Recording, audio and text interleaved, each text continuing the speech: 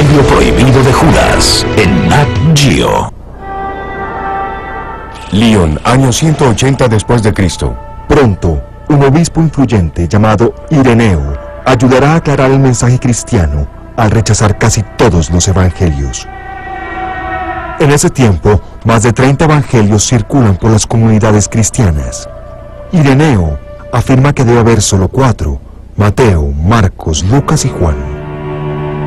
Hay 4 evangelios y solamente 4. 4 como los puntos de la brújula. 4 como las principales direcciones del viento. La iglesia extendida por todo el mundo tiene en los evangelios 4 pilares. Cristo está en su centro. Su argumento no tiene sentido hoy para la mayoría de personas. Ireneo afirmaba que así como la tierra tenía 4 puntos y el cielo 4 vientos, los evangelios debían ser 4: Mateo, Marcos, Lucas y Juan. Ireneo tiene preocupaciones mayores que los 4 vientos. El cristianismo es una religión ilegal y los fieles pagan con sus vidas.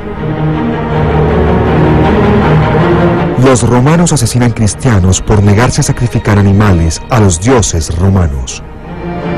Ireneo lucha por sobrevivir contra los romanos, que persiguen la iglesia cristiana despiadadamente. Hay casos de arrestos y torturas a los cristianos y casos de verdaderas masacres.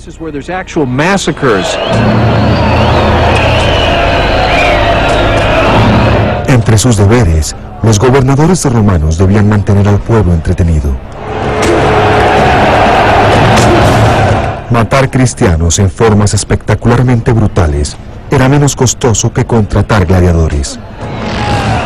En el pueblo natal de Ireneo había revueltas públicas en contra de los cristianos y muchos eran arrestados bajo el cargo de ser cristianos. Los llevaban a la arena pública en un día festivo y los mataban en forma espectacular para entretener a las multitudes. En la masacre de Lyon del año 177, los romanos asesinaron unos 100 cristianos. Algunos mantuvieron su fe hasta el final.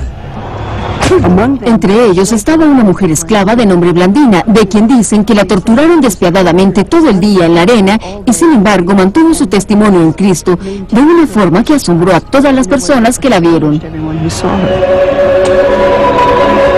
Un aparato diabólico se llamaba la silla de hierro. Apilando carbones encendidos bajo la silla, los romanos la calentaban al rojo vivo y luego forzaban a las víctimas a sentarse.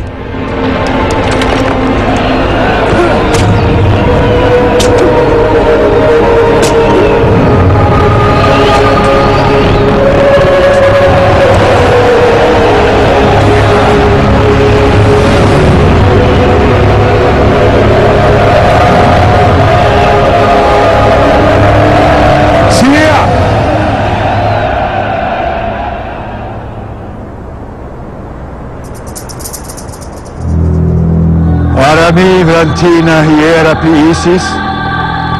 Eristiani de mi touk asibuto. Iar Ari aputhenem ethelis paratiton peda prosbiasilis. O the pace aidzosi.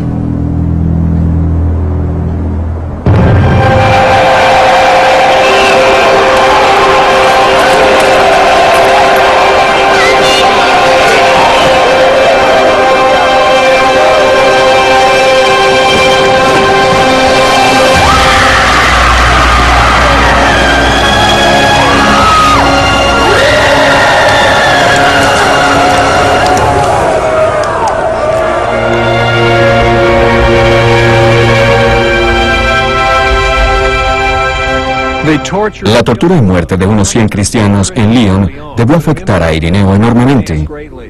Este suceso seguramente lo llevó a pensar: si van a morir por la fe, lo mejor es que entiendan lo que es la fe. Si los van a encerrar en un calabozo, si los van a torturar y llevar a una arena a que los animales los destrocen, lo mejor es que sepan por qué mueren. ¿Qué son entonces los evangelios? ¿Son solo 3 o 4 o 5? ¿Son muchos? Esto tiene que definirse. ¿Cuál es la fe sagrada por la cual morimos? Para ayudar a definir la sagrada fe, Ireneo eligió 4 evangelios entre más de 30. Los expertos no se han puesto de acuerdo en la forma como se hizo esta selección. El cristiano corriente decía, quiero oír a Marcos o quiero oír a Mateo, pero no muchos decían, quiero oír a Tomás o a Judas. Eso era lo que sucedía. Esos cuatro se eligieron porque tenían aceptación en las comunidades cristianas. Tenían aceptación entre los creyentes. Son la verdadera palabra de Jesús, no las otras palabras que se encuentran en Tomás o en Judas o en algunos de los otros escritos. Es difícil decir cómo se eligieron estos textos. Quiero decir, algunas personas creen que fueron elegidos por los obispos, otras creen que fue un proceso de selección de los libros que las personas más leían.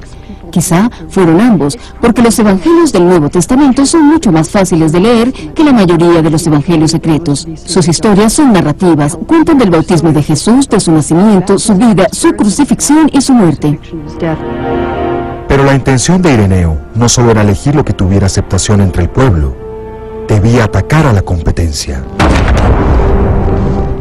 Uno de sus objetivos, los autores del Evangelio de Judas. Ellos declaran que Judas, el traidor, solo, sabiendo la verdad que los otros no sabían, realizó el misterio de la traición. Producen una historia ficticia de este tipo que llaman el Evangelio de Judas. Parece que lo más molesto para Ireneo del Evangelio de Judas fue que se hubiera escrito a nombre del infame delator de Jesús. ¿Cómo era posible que Evangelio y Judas estuvieran juntos en un título? El Evangelio de Judas. No le cabía en la mente. Era un desatino. No es accidente que alguien como Ireneo hubiera rechazado el Evangelio de Judas declarándolo un evangelio herético. Judas en este evangelio es un hombre bueno, el que realmente entendió a Jesús, el único discípulo que entendió a Jesús.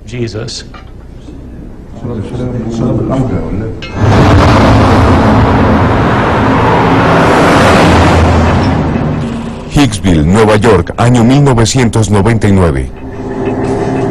16 años en una cajilla de seguridad casi logran lo que los primeros padres de la iglesia no lograron.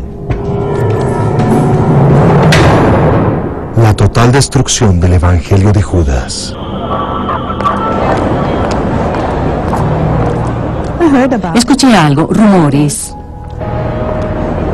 Finalmente, la comerciante en antigüedades, Frida Nasberger, lo encontró. Sabía del códice desde finales de los años 70. No sabía qué contenía, pero tenía una misteriosa necesidad de encontrarlo. Me preguntaba qué había sucedido con el códice, porque no aparecía. Nadie hablaba de eso. Pensé, tal vez esté en alguna parte, tal vez deba averiguar si todavía existe, y existía. Se comunicó con el dueño egipcio, quien aceptó mostrarle el texto en Nueva York. 20 años después de conocer su existencia, Nasberger vería el códice. Todos los bordes estaban quebradizos. Había muchos fragmentos empolvados. Se veían terribles. Se veían en mal estado. Quería protegerlos y dárselos a una persona que pudiera leerlos, conservarlos. Sentí que tenía una misión. Frida compró el códice por unos $300,000 y luego intentó venderlo. Primero a la Universidad de Yale y luego a un coleccionista. En Yale no quisieron comprarlo, pero le dieron algo que no tenía precio. Le dijeron lo que tenía. En ese momento, Nasberger inició una relación con Judas Iscariote. Me siento ligada a Judas. Estuvo condenado durante miles de años y de pronto aparece un evangelio que dice que él no quería delatar a Jesús. Le pidieron hacerlo en contra de su voluntad. Siento que estoy llamada a rehabilitarlo. Sí, eso siento. Frida quiere también devolver el códice a Egipto. Pero antes de hacerlo, dos cosas deben suceder. Tienen que restaurarlo para que pueda traducirse y tiene que verificarse como auténtico.